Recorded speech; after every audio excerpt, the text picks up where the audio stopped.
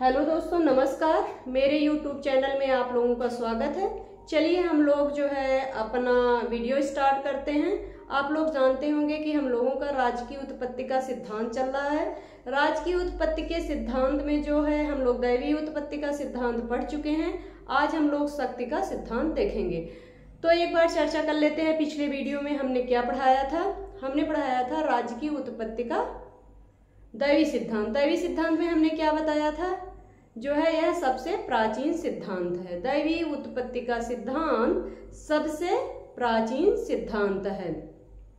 जो जनता है वह अराजकता से त्रस्त होकर कहाँ जाती है, ईश्वर के पास जाती है। ईश्वर जो है अपने प्रतिनिधि के रूप में राजा को जो है धरती पर भेजता है, और जो है राजा सिर्फ ईश्वर के प्रति जवाबदेह है, जनता के प्रति उसकी कोई जवाबदेही नहीं है। चाहे राजा पतित हो, चाहे राजा निरंकुश हो, चाहे राजा व्यभिचारी हो, चाहे राजा किसी भी स्थिति में हो, जनता उसका जो है विरोध नहीं कर सकती है। मतलब जनता को विरोध का अधिकार नहीं दिया गया। धीरे धीरे भारतीय परंपरा में क्या हुआ, भारतीय परंपरा में यह प्रचलित है कि जो है जनता जो है अराजकता से त्रस्त थी, वह ईश्वर के पास गई। ईश्वर ने मनु को धरती पर भेजा, राजा बनाकर मनु को धरती पर भेजते हैं, और राजा और मनु जो है सारी शासन व्यवस्था को देखते हैं। यह जो है भारतीय परंपरा में प्रचलित है। यूरोपीय परंपरा में क्या थी, आदम को जो है ईश्वर धरती पर भेजता है। आदम जो है पहला मनुष्य नहीं बल्कि पहला राजा ईश्वर ने बनाया। तो यूरोपीय परंपरा में यह धारणा प्रचलित थी। लेकिन यह जो है सिद्धांत बहुत दिनों तक नहीं टिक पाया, क्योंकि यह अवैज्ञानिक था, अऐतिहासिक था, रूढ़वादी था, धार्मिक था। इसलिए इस सिद्धांत का खंडन कर दिया गया। इसके बाद कौन सा सिद्धांत आता है, शक्ति का सिद्धांत आता है। तो चलिए हम लोग शक्ति सिद्धांत को एक बार देख लेते हैं। शक्ति सिद्धांत क्या है, यहाँ से क्वेश्चन पूछे जाते हैं। दैवीय उत्पत्ति के सिद्धांत से लगभग 1-2 क्वेश्चन बनता है।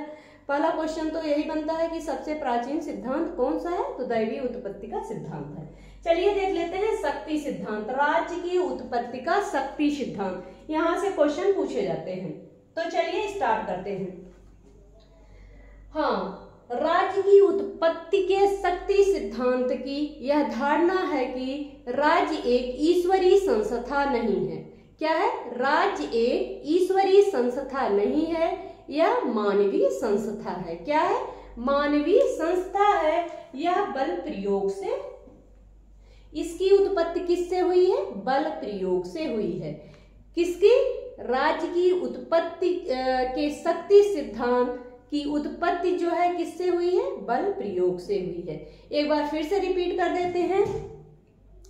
राज्य की उत्पत्ति के शक्ति सिद्धांत की यह धारणा है कि राज्य जो है एक ईश्वरीय संस्था नहीं है, बल्कि यह जो है मानवीय संस्था है। क्या है, मानवीय संस्था है। इसकी उत्पत्ति किससे हुई है, बल प्रयोग से हुई है। आप लोग समझ गए होंगे। आगे बढ़ते हैं। हाँ, जो शक्ति सिद्धांत की धारणा है, जो शक्ति सिद्धांत की धारणा है, उसमें बताया गया कि जो है अपने समुदाय का, क्या है, अपने समुदाय का सबसे शक्तिशाली व्यक्ति, ध्यान दीजिएगा, आप लोग समझने का प्रयास कीजिएगा।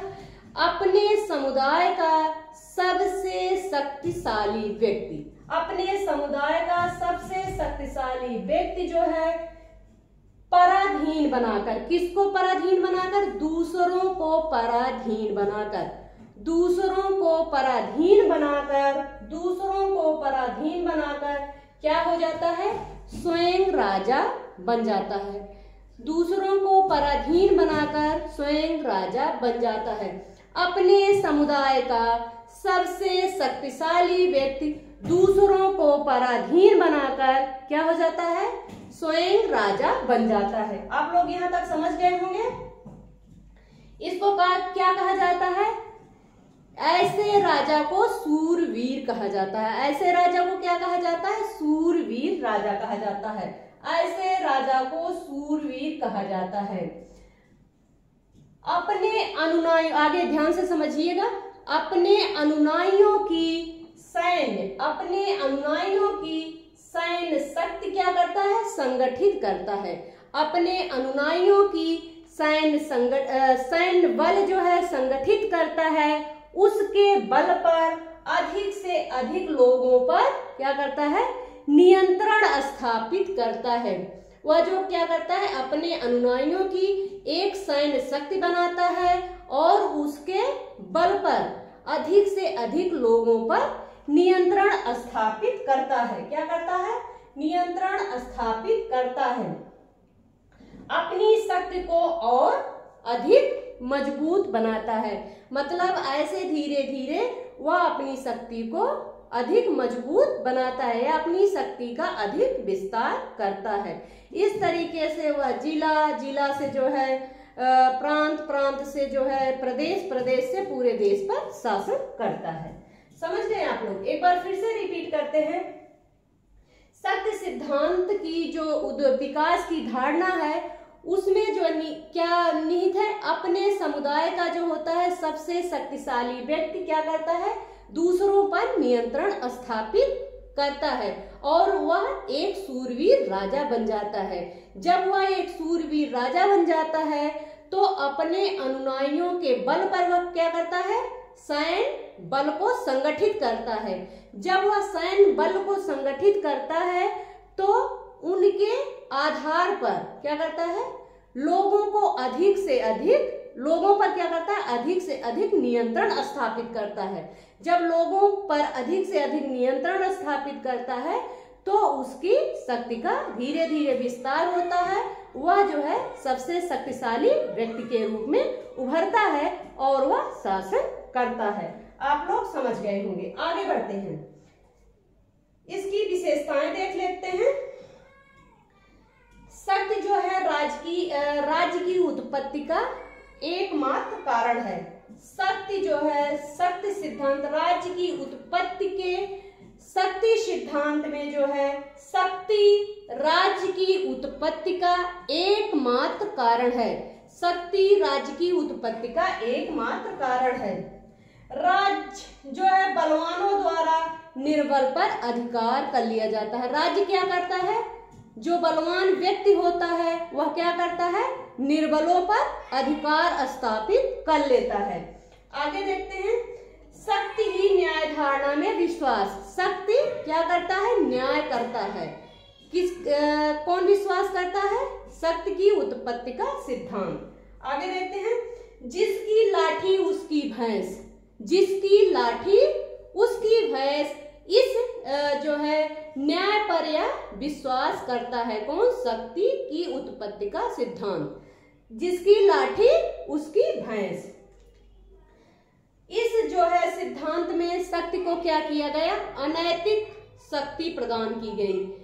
इस धारणा में या राज्य की उत्पत्ति के शक्ति सिद्धांत में शक्ति को जो है अनैतिक रूप से बहुत अधिक शक्ति प्रदान की गई।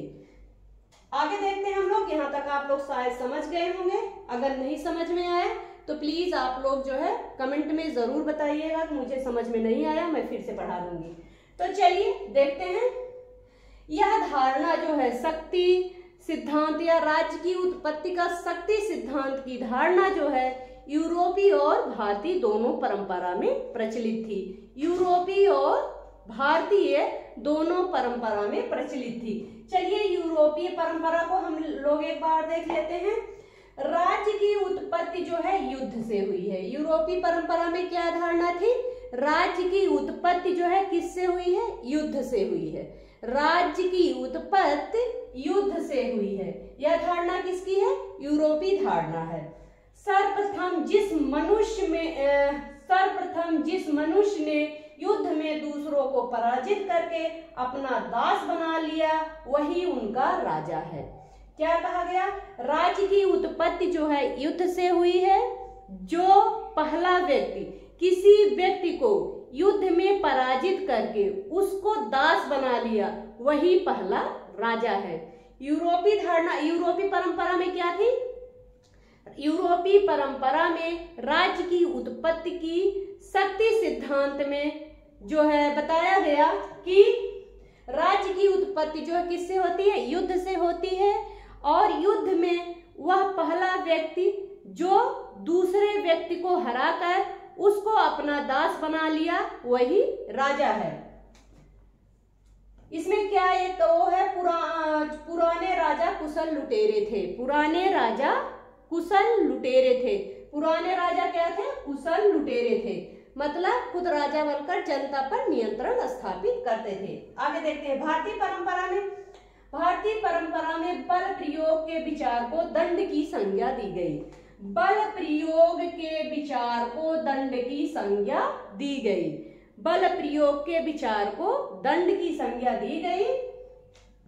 दंड से आशय दूसरों को अपने बस में करना। दंड से आशय दूसरों को अपने बस में करना। दूसरों को अपने बस में करना, उन पर अपने आदेश चलाना, उन्हें अपने नियंत्रण में रखना। यह धारणा भारतीय परंपरा में प्रचलित थी। आगे देखते हैं, न्याय शक्तिशाली का हित है। ये क्वेश्चन पूछा जाता है, यह कथन किसका है? न्याय शक्तिशाली का हित है। न्याय शक्तिशाली का हित है, यह कथन किसका है? थ्रेसीमेकस का।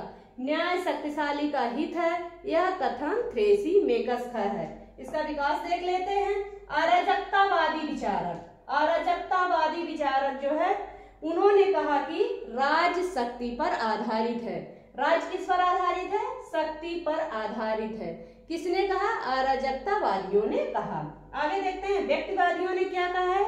व्यक्तिवादियों ने कहा कि राज्य को शक्ति पर आधारित मानना चाहिए। राज्य को शक्ति पर आधारित मानना चाहिए। राज्य शक्ति पर आधारित है। राज्य शक्ति पर आधारित है।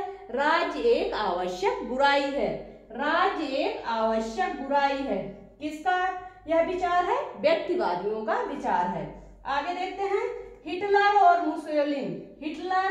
मुसोलिन जो है शक्ति के इस सिद्धांत का अनुसरण किए हैं। हिटलर और मुसोलिन ने भी शक्ति के इस सिद्धांत का अनुसरण किया। हिटलर और मुसोलिन ने भी शक्ति के इस सिद्धांत का अनुसरण किए। आगे देखते हैं, चीनी विचारक माओ त्से तुंग ने कहा कि शक्ति बंदूक की नली से निकलती है। शक्ति बंदूक की नली से निकलती है। यह कथन किसका है? चीनी विचारक माओ त्से तुंग का है। शक्ति जो है बंदूक की नली से निकलती है।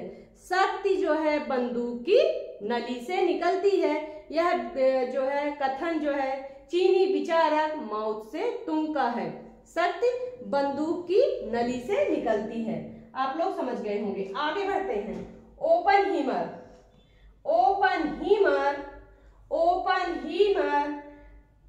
गम्पोलोविच गम्पोलोविच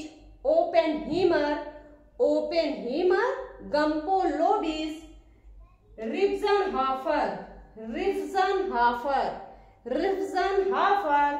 जैक स्वार्ड जो है राज्य की उत्पत्ति शक्ति सिद्धांत के समर्थक हैं। कौन कौन? ओपेनहीमर, गम्पोलोविच, रिफ्जनहाफर, जैक स्वार्ड किसके समर्थक हैं? राज्य की उत्पत्ति के शक्ति सिद्धांत के समर्थक हैं। हाँ, ओपेनहीमर ने क्या कहा था? ओपेनहीमर ने कहा कि राज्य एक वर्गीय संगठन है। ओपेनहीमर ने क्या कहा? राज्य एक वर्गीय संगठन है जिसका जन्म युद्ध से हुआ है। राज्य एक वर्गीय संगठन है जिसका जन्म किससे हुआ है? युद्ध से होता है। राज्य एक वर्गीय संगठन है जिसका जन्म युद्ध से होता है। यह कथन ओपेनहीमर का है। तो यह रहा जो है शक्ति सिद्धांत का, राज्य की उत्पत्ति के शक्ति सिद्धांत। अगर इसमें कुछ आप लोगों को समझ में नहीं आता तो आप लोग जरूर बताइएगा। क्वेश्चन यहीं से अक्सर पूछा जाता है और जो मोस्ट इम्पोर्टेंट पॉइंट होगा वह आगे हम लिखा देंगे। तो आप लोग जहां तक मुझे लगता है समझ गए होंगे। इसमें बहुत कुछ समझने की चीज भी नहीं है। तो जो चीजें थी मैंने आप लोगों को समझा दी और जो थोड़ा मुझे इम्पोर्टेंट चीज लगी वो मैंने यहाँ पर रख दिए हैं। फिर आगे अगर मुझे इससे मोस्ट पॉइंट बनता है वह मैं आगे लिखा दूंगी। तो चलिए थोड़ा इंपॉर्टेंट पॉइंट देख लेते हैं। दैवीय उत्पत्ति का सिद्धांत किसका है? दैवीय उत्पत्ति सिद्धांत किससे संबंधित है? दैवीय उत्पत्ति का सिद्धांत किससे संबंधित है? आप लोग बताइए, दैवीय उत्पत्ति का सिद्धांत किससे संबंधित है? रॉबर्ट फिल्मर से। किससे संबंधित है? रॉबर्ट फिल्मर से। शक्ति सिद्धांत किससे संबंधित है? शक्ति सिद्धांत हो सकता है ओपेनहीमर दिया जाए, गम्पोलोविच दिया जाए, रिबजनहॉफर दिया जाए, या नीत्शे दिया जाए, या नीत्शे। शक्ति सिद्धांत जो है नीत्शे से संबंधित है। आगे देखते हैं, सामाजिक समझौते का सिद्धांत किससे संबंधित है? सामाजिक समझौते का सिद्धांत किससे संबंधित है? Hobbes, Locke, Rousseau. Hobbes, Locke, Rousseau. एक विचारक रहेंगे, चाहे हाब्स होगा, चाहे लॉक होगा, चाहे रूसो होंगे। चलिए आगे बढ़ते हैं। पितृसत्तात्मक सिद्धांत किससे संबंधित है? पितृसत्तात्मक सिद्धांत किससे संबंधित है? Sir Henry man. किससे संबंधित है? Sir Henry man. विकासवादी सिद्धांत देख लेते हैं, किससे संबंधित है? विकासवादी सिद्धांत बर्गस। विकासवादी सिद्धांत बर्गस। तो यह रहा वीडियो, आप लोग देखिए। अगर पसंद आए तो प्लीज मेरे लिए शेयर जरूर करिएगा। अगर समझ में ना आता है तो प्लीज कमेंट करके जरूर बताइएगा, फिर हम दूसरे तरीके से पढ़ाएंगे। धन्यवाद।